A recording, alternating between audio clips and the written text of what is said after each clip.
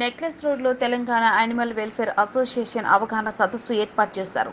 బ్రీడ్ల పేర్లతో కొత్త దంతాలకు తెరలేపుతున్న నకిలీ కేటగాళ్లను తెలంగాణ యానిమల్ వెల్ఫేర్ అసోసియేషన్ వారు అటు జంతు ప్రియులకి అవగాహన కల్పిస్తూ కేటగాళ్ల యొక్క బాగోతాలను బట్టబయలు చేశారు. బ్రీడర్లుగా చెప్పుకుంటూ కూరగాయలు బుట్టలు పెట్టి సంతలో వేలం వేసినట్టు పసి కూనలను నెక్లెస్ రోడ్లో పెట్టి అమ్ముతున్న వారిని నిలదీశారు.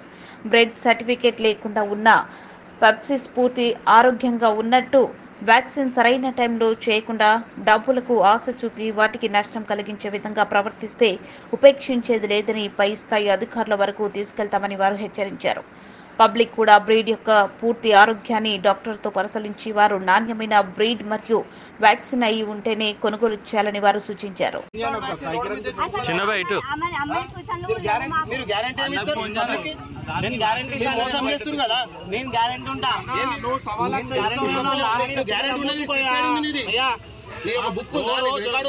మాట్లాడు కుక్కలు అమ్మోదు గ్యారెంటీ ఇస్తావు కస్టమర్ కి ఇస్తావేమో వచ్చే వాళ్ళకి కుక్కలు అమ్మోద్దు.